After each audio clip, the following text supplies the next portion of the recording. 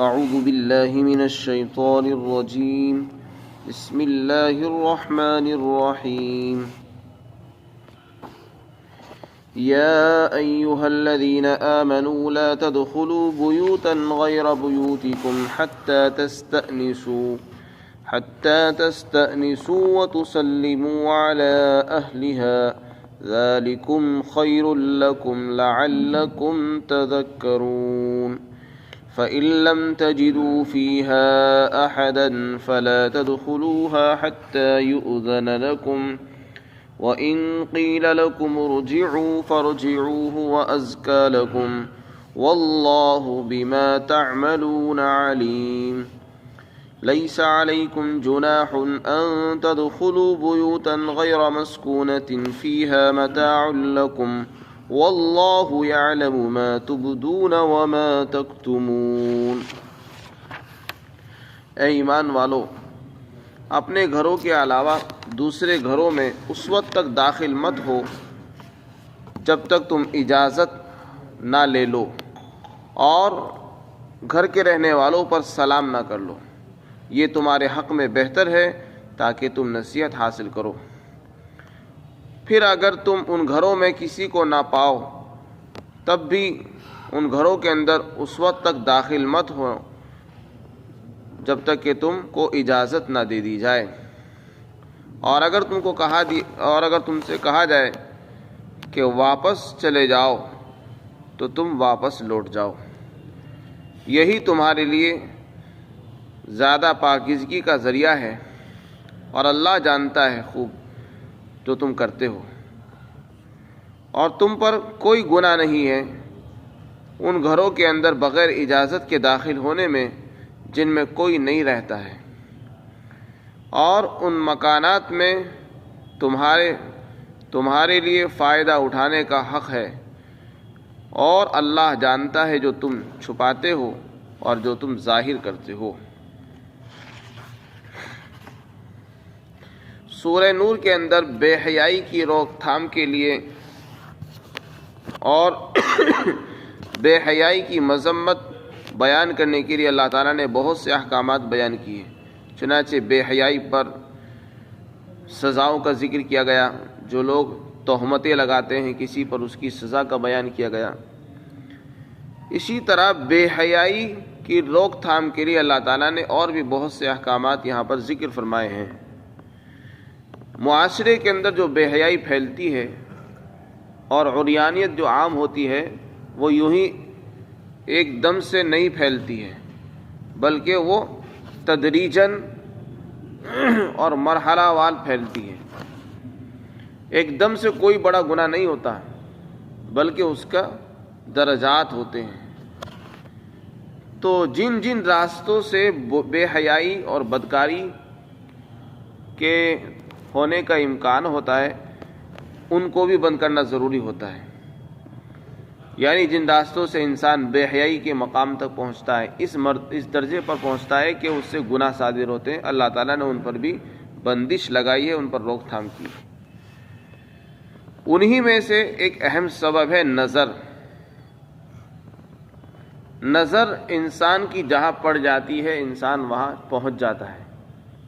اسی لیے حدیث شریف میں آتا ہے النظرۃ سہم مسموم من سہام ابلیس۔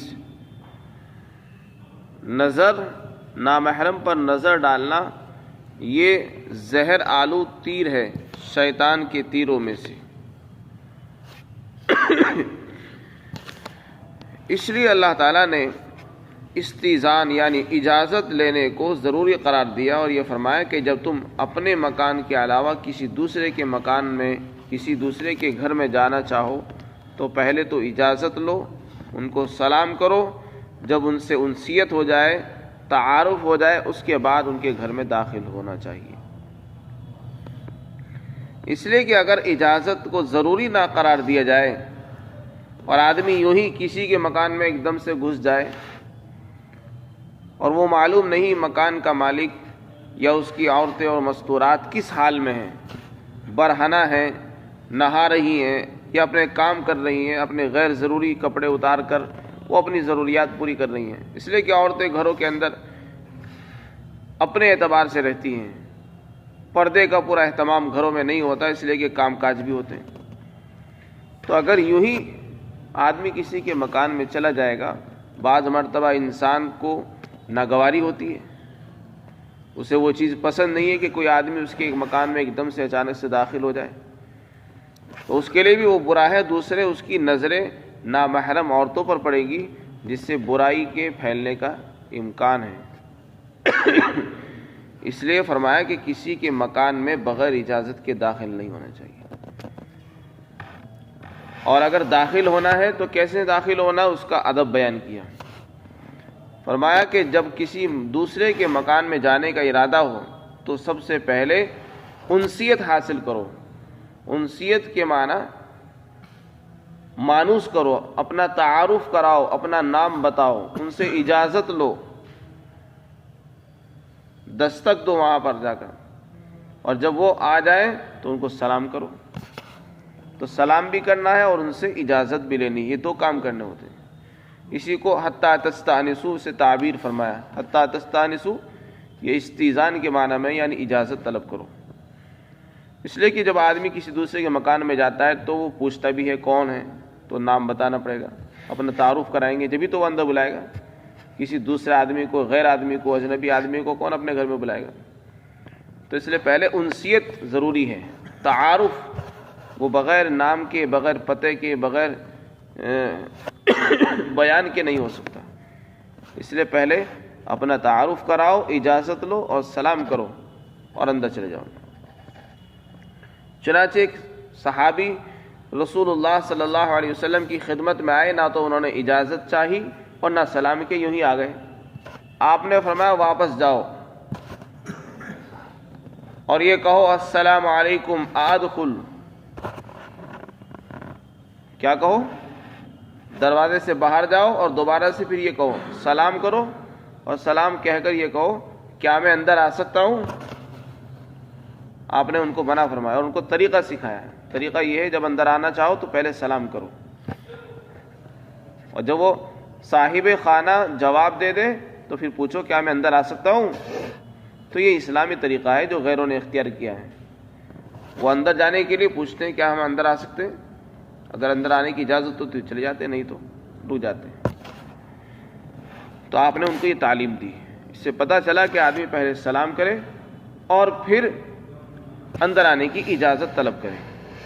بعض مرتبہ ایسا ہوتا ہے کہ سلام اگر انسان دروازے پہ کھڑا کھڑا کرے گا تو کوئی سنے گا نہیں، اس لیے کہ لوگ اتنی اندر رہتے ہیں یا دوسری بلڈنگ میں رہتے ہیں، تیسری منزل پر رہتے ہیں اور وہاں سلام کی آواز نہیں پہنچ سکتی ہے، یا گرمی کا موسم ہے، کولر لوگوں نے چلا رکھے ہیں، آواز باہر والے کی پہنچتی نہیں ہے، گھنٹی بجانی پڑتی ہے.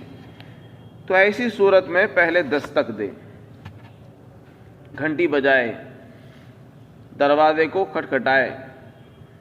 جب اندر سے کوئی نکل کر آئے، کسی کی آواز آئے تو پھر اپنا تعارف کرا دے اور اجازت لے. سلام بھی اسی وقت کرے جب کوئی سامنے سے آئے. جب کسی کو آتا ہوا محسوس کرے تو سلام کرے اور اپنا نام بتا دے. چنانچہ حضرت ابو موسیٰ اشعری رضی اللہ تعالیٰ عنہ جب حضرت عمر رضی اللہ عنہ کے پاس تشریف لے جاتے تو فرماتے السلام علیکم ھذا ابو موسیٰ ھذا الاشعری ھذا عبداللہ بن قیس، کہ یہ عبداللہ بن قیس ہے، یہ اشعری ہے، اور سلام بھی کرتے تھے. تو استیزان کا طریقہ، مسنون طریقہ یہ ہے کہ سب سے پہلے جا کر سلام کریں. اگر سلام کے بارے میں یقین ہو کہ مکان مالک میرا سلام سن رہا ہے، اور اگر آپ کو یقین نہیں ہے تو پہلے دستک دیں. پھر جب اس کے آنے کا یقین ہو جائے تو سلام کریں اور اجازت لے لیں. اسی طرح حدیث پاک کے اندر آتا ہے کہ جب آدمی کسی کے مکان میں جائے تو مکان کے دروازے پر کھڑے نہ ہوں. اللہ کے رسول جب کسی کے دروازے پر جاتے تو دروازے سے ہٹ کر کھڑے ہوتے تھے، اس لیے کہ اس زمانے میں دروازوں پر پردے نہیں ہوا کرتے تھے، تو اس لیے دروازوں سے ہٹ کر کھڑا ہوا، ایسا نہ ہو کہ نگاہیں اندر پہنچ جائیں، اور شگاف سے، سوراخوں سے نگاہیں اندر نہ پہنچیں. اس لیے کہ جس کی نگاہیں اندر پہنچ گئی اس کو استئذان کی اور اجازت لینے کی ضرورت ہی نہیں. ضرورت اجازت کو جو ضروری قرار دیا ہے وہ اسی لیے تاکہ نگاہیں اندر نہ پہنچیں، کسی نامحرم پر، عورتوں پر نظر نہ پڑے، کسی کے سطر پر نظر نہ پڑے، ایسی جگہ نظر نہ پڑے جو انسان دکھانا نہیں چاہتا، تو اسی کے لیے استئذان ضروری ہے۔ تو اس لیے حدیث میں آتا ہے کہ جب آدمی جائے دروازے سے ہٹ کر کھڑا ہو، بیچ میں کھڑا نہ ہو، اور جب اجازت لے تو 3 مرتبہ دستک دے۔ پہلی مرتبہ دستک دے، اگر کوئی اندر سے جواب نہ آئے تو دوسری مرتبہ، اور اگر دوسری مرتبہ بھی جواب نہ آئے تو تیسری مرتبہ، 3 مرتبہ تک دستک دینے کی اجازت ہے، اجازت لینے کی اجازت ہے۔ اس سے زیادہ وہاں دیر تک کھڑا نہ رہے، اگر کوئی اندر سے جواب نہ آئے تو چلا جائے۔ ایک مرتبہ رسول اللہ صلی اللہ علیہ وسلم حضرت سعد بن عبادہ کے مکان پر تشریف لے گئے، آپ نے اندر سے اجازت طلب کی، اندر سے کوئی جواب نہیں آیا، 3 مرتبہ آپ نے اسی طرح اجازت مانگی، کوئی اندر سے جواب نہیں آیا، تو آپ وہاں سے روانہ ہو گئے۔ اتنے میں حضرت سعد بن عبادہ اندر سے جلدی سے تشریف لائے اور وہ آپ کو اپنے مکان میں اندر تشریف لے گئے اور آپ کے سامنے کشمش پیش کی۔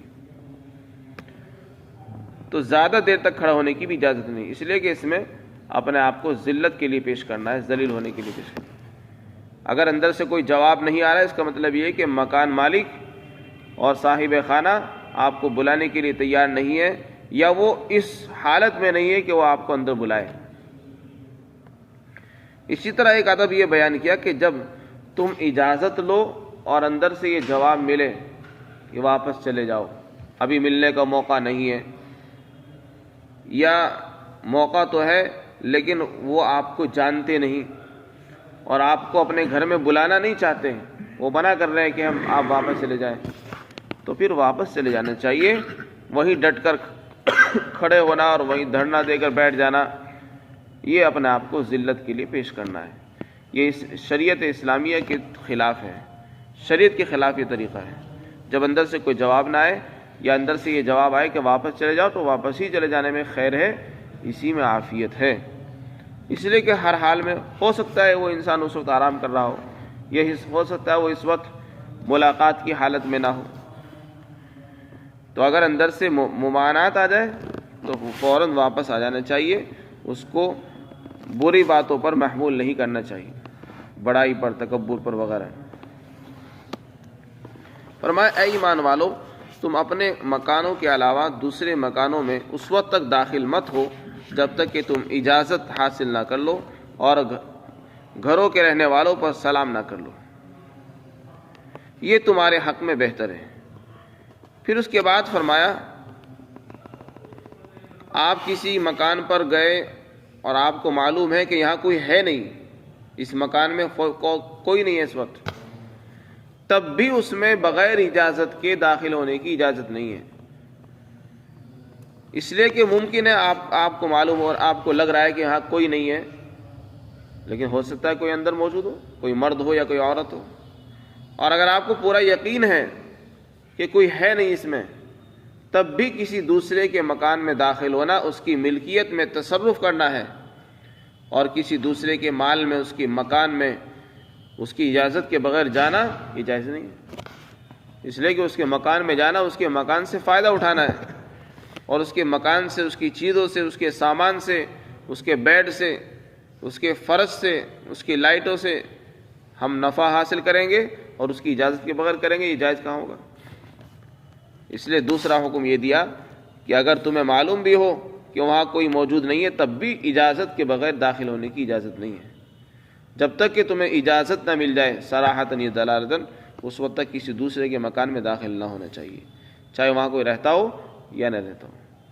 اس سے اندازہ لگایا جا سکتا ہے، یہ جو دوسرا حکم ہے، کہ جب کوئی مکان ایسا ہو جس میں کوئی رہتا نہیں فی الحال، یا فی الحال کوئی نہیں ہے، وہ خالی پڑا ہوا ہے، جب خالی مکان کے اندر داخل ہونے کی اجازت نہیں ہے بغیر اجازت کے، تو آپ اندازہ لگائیں جس گھر کے اندر مرد اور عورتیں موجود ہوں، اس میں بھلا بغیر اجازت کے کیسے داخل ہونے کی اجازت ہو سکتی ہے؟ جب شریعت یہ کہہ رہی ہے جس مکان میں کوئی نہیں ہے اس میں بھی داخل ہونے کی اجازت نہیں آپ کو، تو پھر ان مکانات میں جن میں عورتیں رہتی ہیں، مرد بھی رہتے ہیں، ان میں داخل ہونے کی کیسے اجازت ہوگی؟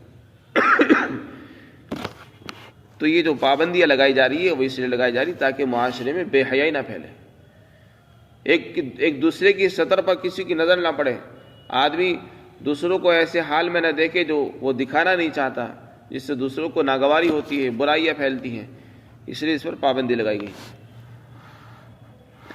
پھر تیسرا حکم یہ دیا ہے، کچھ مکان ایسے ہوتے ہیں جو کسی ایک انسان کی ملکیت نہیں ہوتے، یعنی کسی ایک انسان کا مکان نہیں ہو، بلکہ ان کو بنایا ہی اس لیے گیا ہے تاکہ اس سے پوری امت اور سارے عوام، پوری پبلک اس سے فائدہ اٹھائے۔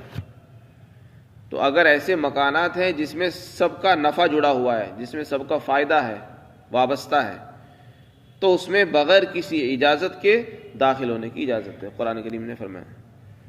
جیسے مسافر خانے بنا دیے گئے، ہوٹل بنائے گئے یا ہاسپٹل بنا دیے گئے ہیں، یہ ایسی چیزیں ہیں جس میں کسی ایک کی ملکیت نہیں ہے، بلکہ یہ تو بنائی گئے لوگوں کے لیے، اب جو بھی آنا چاہے اس میں آ سکتا ہے اور اپنا علاج کرا سکتے ہیں۔ لیکن اس میں جو دفتر ہوتے ہیں، ان کے آفس ہوتے ہیں، ان میں چونکہ بغیر اجازت کے نہیں جا سکتے، وہاں جانے کی اجازت نہیں ہوگی۔ اسی طرح بس اسٹینڈ ہیں، مسافر خانے ہیں، پارک ہیں، یا وہ پبلک مقامات ہیں جو سب کے لیے بنائے جاتے ہیں، کھیل کے میدان ہیں، پارک ہیں، جن میں سب کے حقوق مشترک ہیں، برابر کے درجے کے ہیں، وہاں کسی اجازت کی ضرورت نہیں ہے، وہاں بغیر اجازت کی بھی داخل ہونے کی اجازت ہے۔ فرمایا اور تم پر کوئی گناہ نہیں ہے ایسے مکانات میں داخل ہونے میں جن میں کوئی نہیں رہتا ہے، یعنی جو بنائے گئے تمہارے لیے اور جس میں تمہارا نفع وابستہ ہے، تمہارے لیے وہاں پر حقوق ہیں، اور اللہ جانتا ہے جو ظاہر کرتے ہو اور جو تم چھپاتے ہو۔ یہاں جو احکامات ذکر کیے گئے، اس میں اللہ تعالیٰ نے فرمایا اپنے مکان کو چھوڑ کر دوسروں کے مکان میں داخل ہونے کے لیے اجازت لو۔ تو اس میں اجازت لینے کے لیے ایک تو یہ ہوگا کہ پہلے اپنا نام بتائیں گے، سلام کریں گے اور پھر اجازت لیں گے۔ اسی طرح 3 مرتبہ اجازت لی جائے گی، 3 مرتبہ سے زائد اجازت نہیں لینی چاہیے۔ دروازے سے ہٹ کر اجازت ہو، اور دروازہ بھی درمیانی آواز سے بجائے، اتنی زور سے نہ کھٹکھٹائے کہ مکان والے جاگ جائیں، بچے سو رہے تھے وہ اٹھ گئے، مکان والے پریشان ہو جائیں، پتہ نہیں کیا ہو گیا۔ دروازہ بھی اتنی زور سے کھٹکھٹانا یہ بھی ادب کے خلاف ہے، ہلکی آواز سے کھٹکھٹائے، اتنی آواز ہو جس سے اندر آواز پہنچ جائے بس۔ اس قدر شور مچانا اور زور زور سے چیخنا یہ سب خلاف شریعت ہے، ادب کے خلاف ہے۔ اب رہا معاملہ اپنے مکانات کا، آدمی اپنے مکان میں بھی داخل ہونے کے لیے اجازت لے گا، تو اس کے متعلق بھی مستحب یہی ہے کہ انسان جب اپنے مکان میں داخل ہو جس میں میاں بیوی دونوں رہتے ہیں اور کوئی تیسرا نہیں رہتا ہے، تو اس میں داخل ہونے کے لیے بھی اس کو ایسا طریقہ اختیار کرنا چاہیے جس سے ان کو معلوم ہو جائے کہ شوہر آ رہا ہے۔ چنانچہ حضرت عبداللہ بن مسعود رضی اللہ عنہ کی اہلیہ وہ فرماتی ہے کہ جب عبداللہ بن مسعود تشریف لاتے تو ایسی شکل بناتے جس سے ہم محسوس کر لیتے تھے کہ آپ تشریف لا رہے ہیں، یعنی کھکارتے تھے، کبھی کھکار دیا کرتے تھے یا پاؤں کی آہٹ سے پہچان لیا کرتے تھے، تو وہاں بھی اجازت لے لینی چاہیے، اس لیے کہ ہو سکتا ہے بیوی ایسے حال میں ہو کہ نہ تو اس نے بناؤ سنگار کیا ہو اور شوہر اس کو ایسے حال میں دیکھ کر ناگواری اس کو اور وہ اس سے نفرت کرنے لگے۔ تو اگر پہلے سے اطلاع ہو جائے گی تو وہ اپنے آپ کو بنا لے گی، سنبھال لے گی، اور شوہر جب اس کی طرف دیکھے گا تو اس کو اس سے نفرت بھی نہیں ہوگی۔ تو یہ طریقہ ہے۔ اور اگر کوئی آدمی خود اکیلا کسی مکان میں رہتا ہے تو اس میں آنے کی اجازت کی ضرورت نہیں ہے، لیکن جس مکان میں جو مکان مشترک ہو اس میں خود بھی رہتا ہے، اس میں اس کے دوسرے رشتہ دار، بھائی بہن، والدہ والدین رہتے ہوں، تو اس میں داخل ہونے کے لیے اجازت لینی چاہیے۔ ایک صحابی آئے اور پوچھا یا رسول اللہ میں اپنی والدہ کے پاس جانا چاہتا ہوں، کیا میں اپنی والدہ کے پاس جانے کے لیے بھی اجازت لوں؟ آپ نے فرمایا کہ ہاں، ان سے بھی اجازت لو۔ انہوں نے کہا کہ یا رسول اللہ میں تو انہی کے ساتھ رہتا ہوں۔ فرمایا کہ تب بھی اجازت لو۔ انہوں نے کہا کہ یا رسول اللہ میں تو ان کا خادم ہوں، میں ہی ان کی خدمت کرتا ہوں، میں ان کے ساتھ رہتا ہوں، میں ان کی خدمت کرتا ہوں، تو کیا مجھے بار بار جانے کے لیے اجازت لینی ہوگی؟ فرمایا کہ ہاں اجازت لینی ہوگی۔ اور فرمایا آپ نے کیا تمہیں یہ بات پسند ہے کہ تم اپنی والدہ کو ننگی دیکھو؟ فرمایا کہ نہیں، مجھے یہ بات پسند نہیں ہے۔ تو جب تمہیں یہ بات پسند نہیں ہے تو پھر اجازت لے کر اندر جاؤ، اس لیے کہ معلوم نہیں تمہاری والدہ اندر کیا کر رہی ہے، نہا رہی ہے، کپڑے اس نے اتار رکھے ہیں، یا کپڑے سطر چھپا ہوا ہے یا ڈھکا ہوا ہے، اس کا ہمیں اندازہ نہیں ہوتا ہے۔ اس لیے چاہے والدہ ہو یا والد ہو یا بھائی ہو یا بہن ہو، کسی کے مکان میں بھی داخل ہونا ہو، یا ایسا مکان ہے جس کے اندر کئی لوگ اکٹھے رہتے ہیں، تو وہاں داخل ہونے کے لیے بھی اجازت لینی چاہیے۔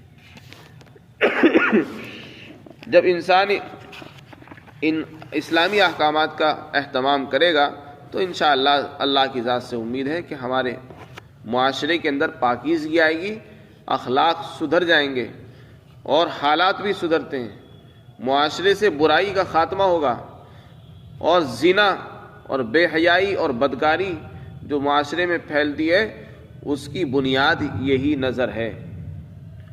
اگر آج ہمارے گھروں کے اندر جو اجازت کا اہتمام نہیں ہے، اندر داخل ہونے کے لیے ایک دم سے یوں ہی دھڑیلے سے داخل ہو جاتے ہیں، یہی پیش خیمہ بنتا ہے، یہی نتیجہ بنتا ہے برائیوں کا اور بدنظری کا، زنا کا اور فحش اور بدکاریوں کے پھیلنے کا۔ تو اس لیے شریعت نے اسی دروازے پر پابندی لگا دی کہ پہلے اس کا اہتمام کریں۔